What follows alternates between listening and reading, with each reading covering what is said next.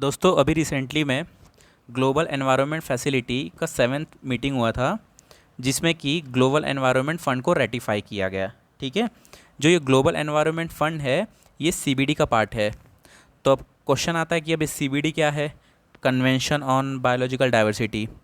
तो ये जो न्यूज़ में है ना, ग्लोबल एनवायरनमेंट फ़ंड, ये आया कहाँ से? सीबीडी का पार्ट कैसा है, कैसे बना, सीबीडी क्या है, सीबीडी कब आया, जीईएफ क्या है, मत हम सब कुछ पढ़ेंगे। पहले हम एक बार हिस्ट्री पढ़ेंगे, देन हम जाएंगे न्यूज़ पे, तो हमें क्लियरली समझ में आ जाएगा कि जो न्यूज़ बोल रहा है, जो 7th जीईएफ आया है, उसमें हमने जो ग्लोबल एनवायरनमेंट फ़ंड को रेटिफाई किया है, ये क्या है। तो फर्स्ट ऑफ ऑल हम हिस्ट्री पढ़ेंगे, देन हमें क्लियरली समझ में आ जाएगा कि न्यूज़ क्या है। सो स्टार्ट करते यहाँ से। फर्स्ट ऑफ ऑल 1992 में, आप सभी लोग को पता है, बहुत बड़ा समिट बैठा था, जिसको हम बोलते हैं अर्थ समिट। कहाँ बैठा था? तो रियो डी जेनेरियो, जो कि ब्राज़ील में है, वहाँ बैठा था 1992 में। और उसमें हुआ था COP1, जिसको हम बोलते हैं कॉन्फ्रेंस ऑफ पार्टीज़, जिसमें बहुत सारे लोग, साइंटिस्ट या वगैरह वगैरह, अलग अलग कंट्री से स्पेशलिस्ट, एनवायरनमेंट स्पेशलिस्ट लोग आके बैठते हैं क्लाइमेट चेंज को डिस्कस करने के लिए। उस सीओपी में बना था convention on biological diversity, CBD, जो कि लीगली बाइंडिंग है। ठीक है, ये ध्यान रखना, जो सीबीडी है वो लीगली बाइंडिंग है। अब ये जो सीओपी है, ये हम सीबीडी का पढ़ रहे हैं। एक्चुअली सीओपी UNFCCC का भी होता है। अभी आपने पढ़ा रहेगा ना, शर्म एक शेख में जो हुआ था सीओपी, वो अलग सीओपी है। ये जो सीबीडी है, इसका अलग सीओपी होता है। तो हम जो सीओपी डिस्कस करेंगे वो सीबीडी के बारे में करेंगे। तो सीबीडी कब आया था? 1992 में। कौन से समिट के थ्रू? अर्थ समिट के थ्रू। देन ये जो सीबीडी का सीओपी होता है ना, क्वेश्चन ये पूछ देता है कि कितने साल पे होता है। तो सीबीडी का जो सीओपी होता है वो हर 2 साल पे होता है। ओके, जो सीबीडी का सीओपी है वो हर 2 साल पे होता है। और जो क्लाइमेट वाला जो आप पढ़े थे ना, UNFCCC में शर्मा शेख वाला, वो हर हर साल होता है, एवरी ईयर। देन हमने पढ़ा ये सीबीडी को लाया गया था COP1 में। अब इसके ऑब्जेक्टिव क्या है? तो ऑब्जेक्टिव है to conserve, simply to conserve biodiversity. हमारे आसपास जो भी बायोडाइवर्सिटी प्रेजेंट है, उसको सिंपली कंजर्व करने के लिए हमने ये लाया था। देन इसका हेडक्वार्टर कहाँ है? तो वह है मॉन्ट्रियल, जो कि कनाडा में है। किसके अंडर आता है? तो यूनाइटेड नेशन एनवायरनमेंट प्रोग्राम। ये मेन ध्यान रखना, इंडिया इसका मेंबर है कि नहीं है। तो India is a member of the CBD। Okay fine, इतना क्लियर हो गया कि CBD आया कैसे और क्यों आया था। तो आया था 1992 में, और क्यों आया था? To conserve biodiversity. अब जब CBD को लाया गया तो लीगली बाइंडिंग था, तो कुछ रूल्स को बनाया गया। ठीक है, जिसमें 3 रूल्स आए थे। पहला आया था 2000 में, कार्टिजिना प्रोटोकॉल। नाम तो सुना रहेगा आपने, कार्टिजिना प्रोटोकॉल। अब ये जो कार्टिजिना है, ये एक लोकेशन है, प्लेस कहाँ पे है? कोलंबिया में। तो ये जो कार्टिजिना प्रोटोकॉल आया था, ये क्यों आया था? To provide bio safety for living modified organism. Means हमारे कंट्री में बहुत सारे जेनेटिक रिसोर्सेज है, बहुत सारे प्लांट्स है, एनिमल्स है, स्पीशीज है।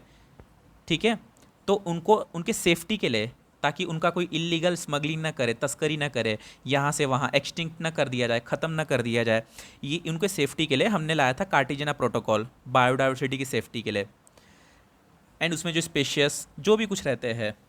देन 2010 में, 10 साल बाद, हम लाते हैं नागोया प्रोटोकॉल। हम मीन्स CBD लाता है।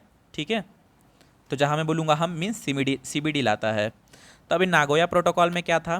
तो इसमें शेयरिंग ऑफ बेनिफिट्स, मीन्स कि जैसे ये इंडिया से कोई पर्सन गया जापान, जापान सोर्सेस है, वो उसको स्टडी करने के लिए परमिशन मांगेगा। ठीक है, तो उसको स्टडी इंडिया में लेके आएगा या वहीं स्टडी करेगा, उससे जो भी उसको बेनिफिट होगा वो जापान के साथ शेयरिंग करेगा। मीन्स अगर जापान और इंडिया एक दूसरे का रिसोर्सेस अगर यूज़ कर रहे हैं किसी भी रीज़न के लिए या किसी भी पर्पस के लिए लीगली तरीके से, तो उससे जो भी बेनिफिट्स होगा वो दोनों कंट्री शेयरिंग करेंगे। वही है नागोया प्रोटोकॉल। देन अभी नागोया प्रोटोकॉल को अचीव करने के लिए हम लाए आईची टारगेट। ठीक है, 2010, उसी साल हम लाते हैं आईची टारगेट। ये क्या रहता है? तो इसमें कुल 20 टारगेट रहते हैं। कुल कितने टारगेट्स रहते हैं? तो 20 टारगेट रहते हैं। Why? To achieve the Nagoya protocol. अब इसका एक टाइम लिमिट रहता है। टाइम लिमिट क्या रहता है? कि खाली 10 साल तक रहेगा। मीन्स 2010 से 2020 तक रहेगा। 2020 में ये एक्सपायर हो जाएगा। तो 10 साल तक तो चला, लेकिन जब 2020 आया तब ये ख़त्म हो गया, तो अब इसके जगह पे हम क्या लाए, तो इसके जगह पे 2020 में COP15 होता है, COP15 होता है। मैंने बताया था ना CBD का जो COP होता है वो हर 2 साल पे होता है, तो COP15 होता है, तो वो कहाँ होता है, चाइना, मिस कुनमिंग जो कि चाइना में है, एंड मॉन्ट्रियल कनाडा प्रोटोकॉल। अब दो प्लेस, क्वेश्चन आता है दो प्लेस क्यों दे दिया, तो कुनमिंग में वर्चुअली हुआ था, मॉन्ट्रियल में फिजिकली हुआ था। देन अब इसमें क्या अडॉप्ट किया गया, तो अडॉप्ट किया गया था ग्लोबल बायोडाइवर्सिटी फ्रेमवर्क। क्यों किया था, क्योंकि आईची टारगेट तो हमारा खत्म हो चुका था ना, वो एक्सपायर हो चुका था, तो उसके जगह पे हमें कुछ तो लाना पड़ेगा। तो ये जो कुनमिंग मॉन्ट्रियल प्रोटोकॉल हुआ था कॉप COP15 में, उसमें आया था ग्लोबल बायोडाइवर्सिटी फ्रेमवर्क। देन ये क्यों आया था, तो सिंपली अभी मैंने आपको बताया था कुनमिंग मॉन्ट्रियल फ्रेमवर्क को इम्प्लीमेंट करने के लिए, प्लस हमने आईची टारगेट क्यों लाया था, नागोया प्रोटोकॉल को अचीव करने के लिए ना, तो प्लस नागोया प्रोटोकॉल मीन्स इसमें एक फ्रेमवर्क और एक प्रोटोकॉल, ये दो हमने लाया था। उसके साथ साथ हमने 4 गोल भी लाए थे। ध्यान रखना, क्वेश्चन ये स्टेट के एग्जाम में ही पूछ लेता है कि कितने गोल है और कितने टारगेट है, तो 4 गोल एंड 23 टारगेट। गोल क्या क्या है, तो वही सस्टेनेबल तरीके से हमें यूज़ करना है, रिसोर्सेज को शेयरिंग करना है, देन बायोडाइवर्सिटी को प्रोटेक्ट करना है, और फाइनेंस एलोकेशन। अगर इसके ऊपर कभी न्यूज़ आएगा तो मैं इसको डिटेल में इसका एक वीडियो बना दूंगा, ये 4 गोल एंड 23 टारगेट, अभी इसका कुछ यूज़ नहीं है।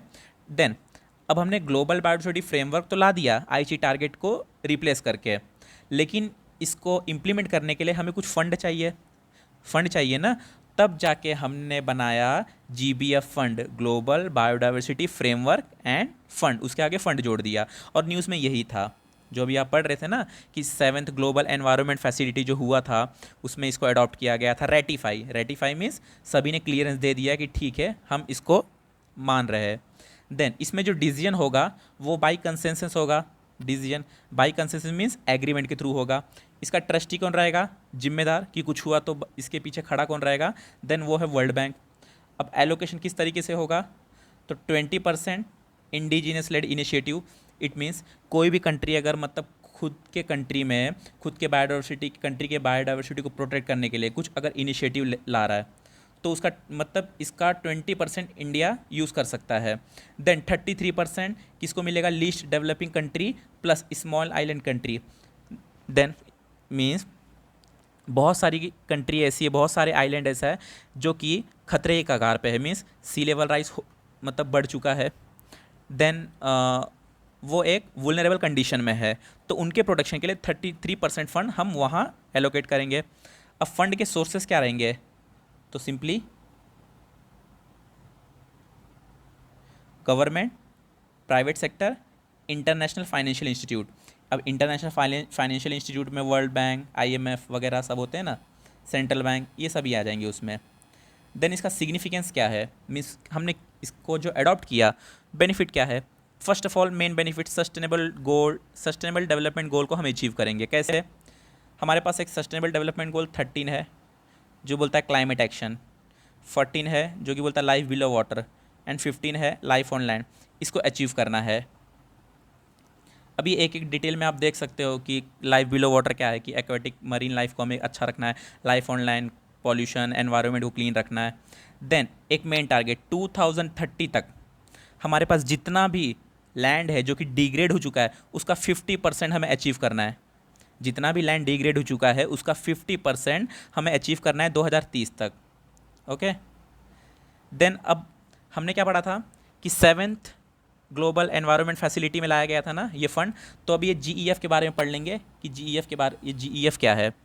फर्स्ट ऑफ ऑल GEF का जो हेडक्वार्टर कहाँ है, वाशिंगटन DC। देन इसको एस्टेब्लिश कब किया गया था, 1991। मीन्स ये अर्थ समिट के पहले ही आ चुका था, इसका ऑब्जेक्टिव याद रख लेना, फाइनेंशियल, ये याद रखना। जैसे याद आएगा global environment facility, simple means ये फाइनेंस करता है, फंड को ग्रांट करता है जहाँ पे ज़रूरत होगा, जहाँ पे नीड होगा बायोडाइवर्सिटी के लिए। सिंपल याद रखना, कहीं और नहीं। क्लाइमेट चेंज अगर हो रहा है, बायोडाइवर्सिटी कहीं है, ओजोन डिप्लेशन के मत मीन्स क्लाइमेट एक्शन के रिलेटेड ही वो खाली फंड करेगा और कहीं भी नहीं। ठीक है, एजेंसी क्या है, इम्प्लीमेंटिंग एजेंसी, तो UNDP, United Nation environment programme, क्या इंडिया इसका मेंबर है? हाँ, इंडिया इसका मेंबर है। इसका असेंबली हर 3 से 4 साल में होता रहता है, ठीक है। अच्छा, अब मैंने बताया था आपको कि ये क्लाइमेट, जहाँ जहाँ पे क्लाइमेट का इशू होता है वहीं पे फंड करता है। तो 5 आपको याद रखने हैं, ठीक है। ये 5 पॉइंट याद रखने हैं। ये पेपर में ही पूछे हैं, बहुत सारे क्वेश्चन पूछते हैं इसके। जैसे कि पहला है सीबीडी, पहला है CBD. Then UNF triple CC, मैंने बताया था ना, ये जो यूएनएफ ट्रिपल सीसी है ना, इसका सीओपी अलग होता है। इसका सीओपी हर साल होता है और जो सीबीडी का है वो हर 2 साल पे होता है। देन तो ये पूछ लेगा कि कौन सा 5 कन्वेंशन है जहाँ पे ग्लोबल एनवायरनमेंट फैसिलिटी फंड करता है फाइनेंशियल मैकेनिज्म के थ्रू। तो वो है CBD, UNF triple C, POP, POP persistent organic pollutant, जो कि स्टॉकहोम कन्वेंशन के थ्रू आया है। ये एक्चुअली एक एक खुद में एक बड़ा बड़ा टॉपिक है। इसको अगर आया न्यूज़ में तो मैं पर्टिकुलर एक टॉपिक ले एक्सप्लेन कर दूंगा सभी। Then UNCCD, United Nation convention to combat desertification, बहुत जगह जैसे राजस्थान का वेस्टर्न पार्ट, सऊदी अरेबिया, ये सब डेसर्टिफिकेशन हो रहा है ना, अफ्रीका का पार्ट, तो उसको हम डेसर्टिफिकेशन रोकने के लिए हम क्या क्या कर सकते हैं। And last Minamata convention. तो 5 आपको याद रखना है, ठीक है। CBD, UNF triple C, POP, UNCCD and mercury, ये 5 है जिसमें कि global environment facility financial mechanism के थ्रू फंड करता है। ओके, फिर मिलेंगे अगली वीडियो में किसी और न्यूज़ के साथ। तब तक के लिए अपना ध्यान रखिए। Thank you.